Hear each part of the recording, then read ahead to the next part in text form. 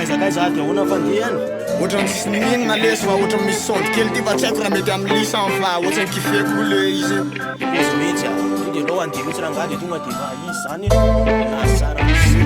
io tsika mahita izy rangaha oza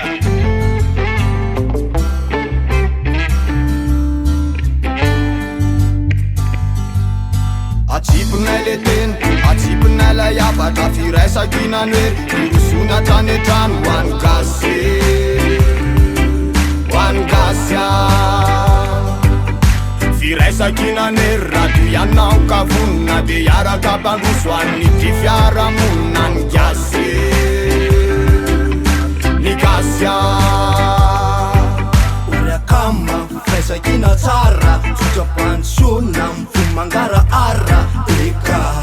tsy ovy tsy faty fanaty raha ila di vibe system maratsiainy la mafoty to tsara mizaka tsara potikevitsy mitsakafa joantara mazava ho azy efa tiny fazavana roa am'izato tsy fefena zay ko fa tsy tany atsipinay le teny atsipinay la yafatra firaisakinany hoe irosona trany trano hoany gasy hoany gasy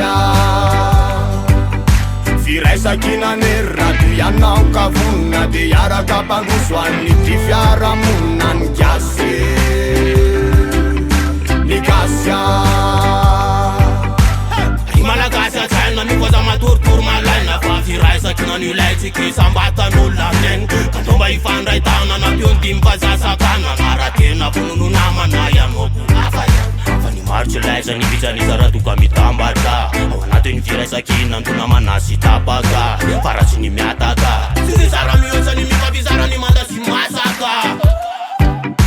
atsipinay le teny atsipinay la yafatra firaisakinany hoe irosona trany trano hoany gasy hoany gasy firaisakinany radio ianao ka vonona de iaraka mpandroso hoan'ny ty fiaramonina ny gasy ny gasy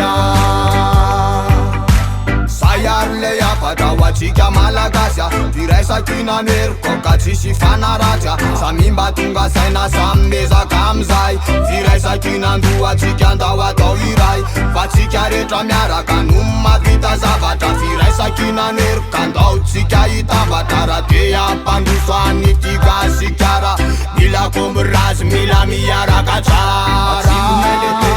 atsipinay la yafatra firaisakinany hery irosona trany trano hoany gasy